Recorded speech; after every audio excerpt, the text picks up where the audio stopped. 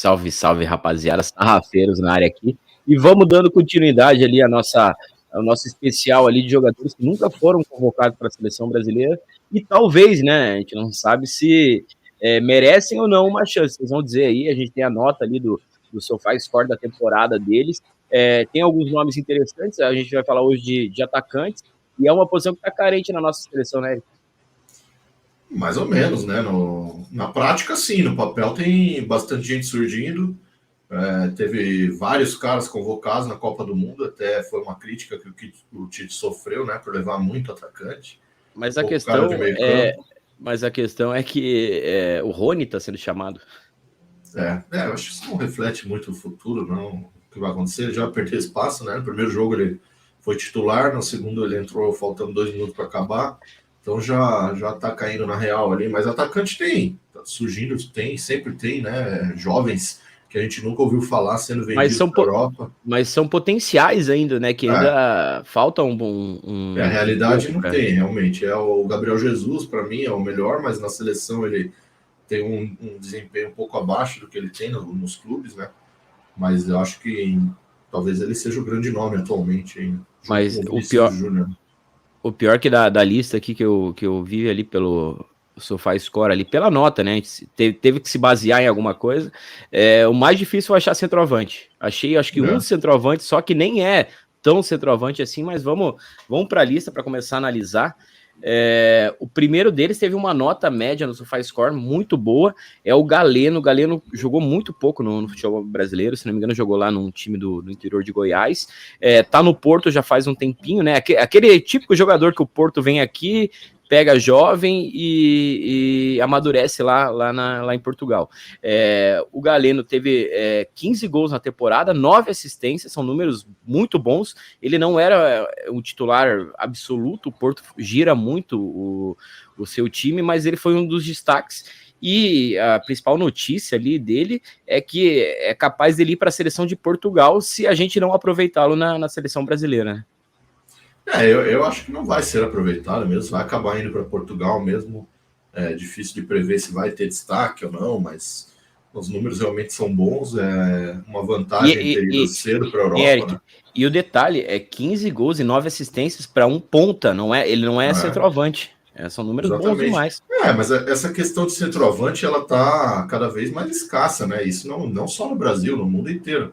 Tanto que os poucos aí de qualidade que tem se destacam num nível absurdo, né? Você vê Haaland, Lewandowski e tal, os caras sobram, fazem muito gol, se destacam por isso, mas não tem tanta competição assim. Se você olhar para qualquer seleção hoje, a França tem o Giroud lá na Copa do Mundo, o Benzema nem era usado e tá meio que encerrando a carreira agora, então são realmente poucos caras nessa posição que se destacam, né? Isso não é um problema só do Brasil.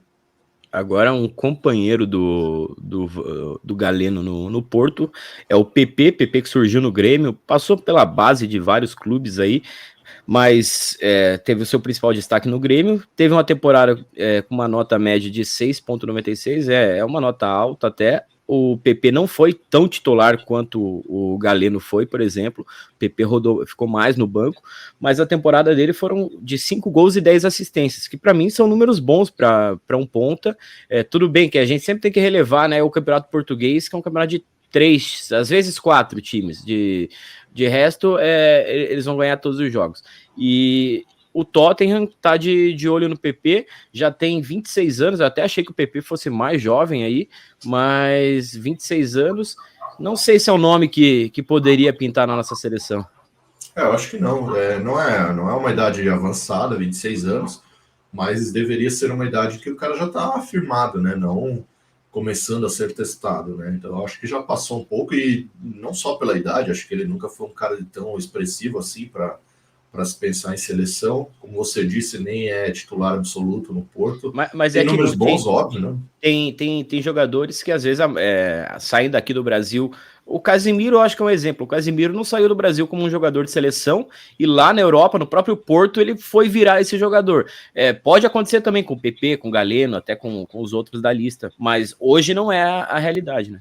Que mudou também de posição, né? Às vezes não só o amadurecimento de ir para a Europa, mas como se acertar dentro de campo. O Casemiro no São Paulo era um meia, basicamente. Ele foi para a Europa e virou um volante de marcação, um dos melhores do mundo. Assim como o Joelinton, que era um cara avançado e agora está virando mais um volante de contenção ali na Inglaterra e está começando a se destacar por isso. Não que eu acho que o PP deva virar volante, né? Não é isso, mas isso tudo faz parte do processo, né? Eu acho que já passou um pouco, mesmo mas para a seleção que teve potencial todo, sim.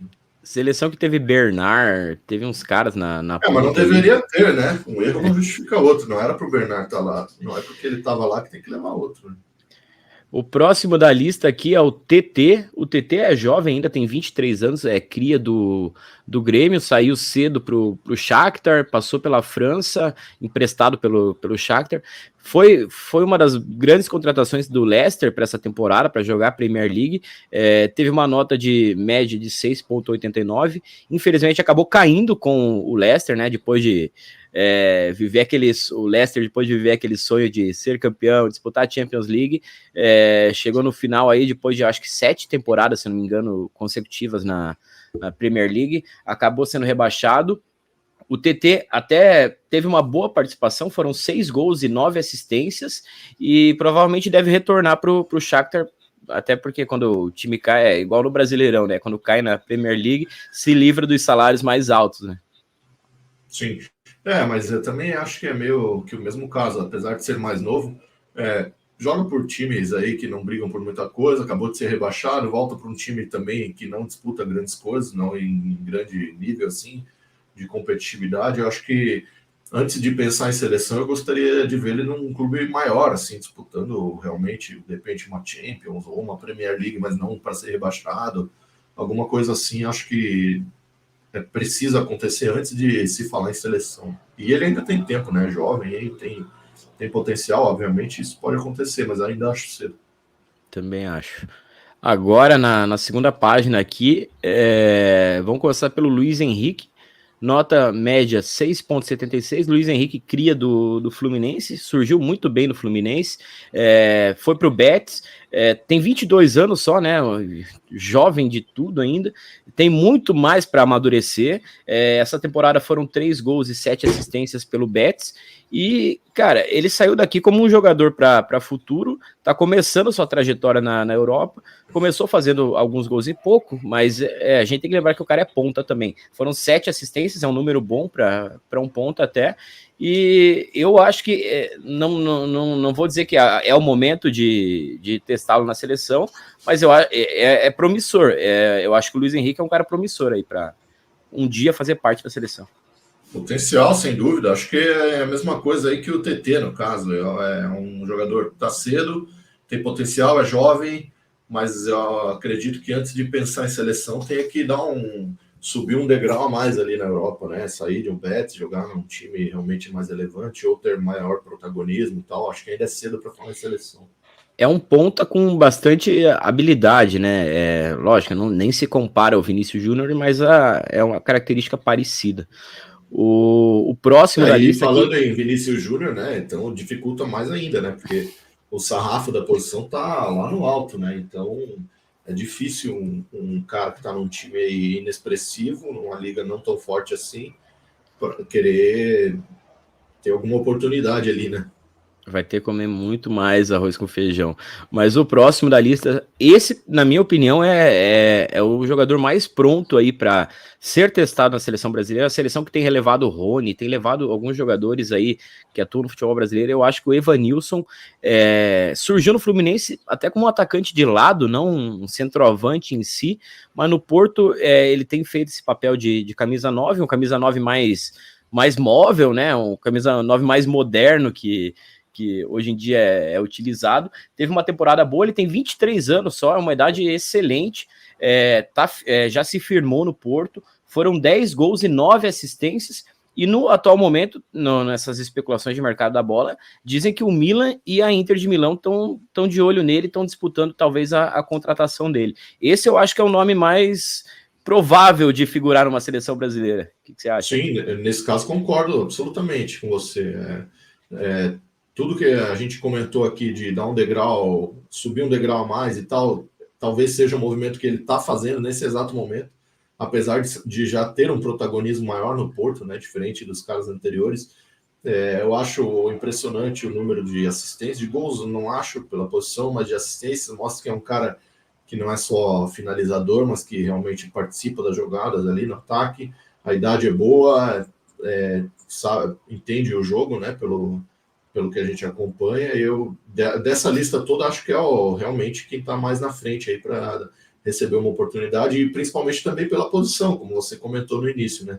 Então, esses outros aí são caras de lado, que não é muita preocupação da seleção, com Vinícius Júnior, Rodrigo, Martinelli e tal. Essa tá longe de ser a preocupação da seleção, mas na centroavância ali, camisa 9, realmente falha, né? O nosso homem-gol tá caminhando a passos largos aí para deixar a seleção brasileira quando surgir alguém com bom senso lá para selecionar os nomes. O Gabriel Jesus dificilmente se afirma naquela posição ali na seleção. Vitor Roque está surgindo, mas parece que tem muita intriguinha ali com a CBF, né? Pelo fato de ele não ter sido liberado para o Mundial, do Sub-20 e tal. Pedro também é um cara que tem muito pouca chance na seleção. Então tem espaço para ser testado. Eu acho que vale o teste. E talvez não, certamente, como você disse, é o nome mais pronto desses todos aí. Eu acho que ele tá num momento muito superior ao Richarlison. Eu, primeiro, que eu não gosto do Richarlison, acho que o Richarlison, ele não é 9, é uma insistência nunca foi, o Tite que inventou isso daí, né? A gente, porque não tinha 9, ele inventou o Richarlison de 9, e até para conseguir colocar todo mundo ali para tirar o Gabriel Jesus, né? Para botar o Gabriel Jesus para marcar o lateral, ele inventou que o Richarlison é centroavante. Mas eu gostaria de ver o Evanilson com uma chance na seleção brasileira. E o curioso é que o Luiz Henrique e o Evanilson, que são cria lá de Xerém, crias do Fluminense, estão passando férias no Brasil e visitando lá o CT do Fluminense, fazendo ali aqueles trabalhos de férias aí para não... Tomando banho de lixo lá, igual o Bruno Guimarães. Exatamente, estão juntos lá. E para fechar nossa lista aqui, temos o João Pedro, outro que é cria de Xerém, Fluminense dominando nossa lista aí, o Fluminense e o Grêmio, eu acredito. Surgiu muito novo no Fluminense, se eu não me engano, acho que antes dos 18 anos ele já estava vendido para Inglaterra. Essa temporada ele jogou no Watford, Série B, jogou a Championship, mas teve um certo protagonismo na equipe. Foram 11 gols e 4 assistências, tem só 21 anos e acabou de ser contratado pelo Brighton para jogar a Premier League. O Watford não subiu, né? Terminou na 11ª posição da Championship. Mas esse já é o caso de um jogador muito novo, mas está jogando a principal competição aí, vai jogar, né? A principal competição do mundo, e talvez aí ele possa amadurecer. Como a gente citou o Richarlison ali, o Richarlison era um jogador bem mais ou menos, acho que foi até no próprio Watford que ele começa a jogar bem e adquirir um nível que o levou para a seleção. Mas aí foi para o Everton, né? Que é um time mais competitivo do que o Brighton, né? Então, eu acho que o João Pedro está longe ainda, ainda que tenha protagonismo ali no Watford. Foi uma campanha bem ruim, 11º lugar na Championship, ficou quase 40 pontos atrás do campeão. É muita coisa, ficou bem longe ali de ter uma competitividade mesmo. Vai para o Brighton, talvez não seja um time que vá oferecer tanta oportunidade assim para ele aparecer e disputar. Mas esse tipo de time, eu acho que é a escada para o time maior, né? Porque é o time de meio de tabela. Né? É o time de meio de tabela que, se ele se destacar, ele vai conseguir até a nota dele é surpreendente, 7,28, mas é Championship, né? A gente tem que ver que o patamar é diferente. Assim, o futebol é organizado, o futebol é disputado. Eu acho que do ponto de vista competitivo, vale mais a pena você jogar a Championship pelo Watford do que você jogar um campeonato brasileiro pelo Bragantino. Mas para falar em seleção ainda falta bastante, né? Vai para o Brighton, como você falou, tem que ser usado como escada. Vamos ver se ele vai ter oportunidades, se ele vai conseguir ter algum destaque ali. Pela idade dele, favorece para que ele consiga dar um segundo passo. Esse é o primeiro, falta um segundo, talvez até um terceiro, antes de começar a falar em seleção brasileira.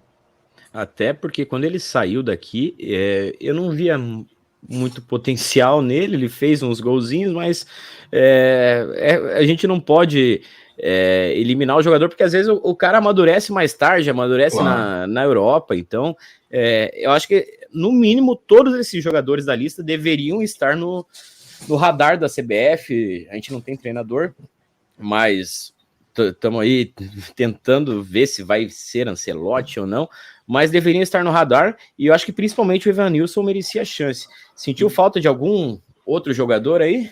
Cara, acho que não, essa posição de atacante, ela é bem servida, pelo menos em nomes e potencial, né? Então é até difícil pensar alguém que não tenha tido oportunidade. Esses caras aí são, a exceção do Evanilson, que acho que merece ser testado, ainda é cedo para todos os outros. Mas só uma coisa que eu queria pontuar é que você falou que às vezes o cara amadurece mais tarde e tal, mas uma coisa que favorece ele sair do Brasil, né? Porque uma coisa é você jogar no ataque do Fluminense lá, que a exceção do primeiro semestre desse ano, historicamente, na história recente, é sempre um time bagunçado, como todos os outros do Brasil, sempre jogando meio que no desespero ali, no resultadismo. Isso não favorece o desenvolvimento de um atleta, especialmente um atleta de ataque, né, ofensivo. Aí quando ele vai para uma outra situação na Europa, que é um futebol mais organizado, um futebol mais maduro, mais técnico, mais pensado, mais inteligente, mais coletivo, isso tudo favorece para que o cara consiga desempenhar um futebol dentro das potencialidades e capacidades que ele tem, e isso favorece o desenvolvimento. Então, às vezes o cara sai daqui porque ele deu 2 pedaladas e fez um golaço, e nada mais do que isso, numa temporada inteira, mas chega lá e começa a se acertar e jogar dentro de um sistema e realmente mostra que ele tem um potencial maior do que isso. Então, eu acho importante, cada vez mais, pela bagunça que é um futebol aqui, que os caras vão para a Europa, vão jogar um futebol organizado, um futebol que é levado a sério, profissional. Então, isso favorece bastante. E cada vez mais nomes vão aparecendo, né? Mas eu vou citar um nome aí, puxando um pouco de sardinha pro Coxa. O Igor Paixão, cria do Coxa, fez um bom campeonato holandês pelo Feyenoord. Teve notícias essa semana aí que o Milan também estaria interessado. Eu acho que ele tem uma característica interessante, porque não é esses pontas leves, magros, ele é um ponta mais forte, mais de explosão, mas parece que o Feyenoord não vai liberar. Como a gente já citou de outros jogadores, precisa ainda se afirmar no próprio Feyenoord. Ele não foi titular absoluto.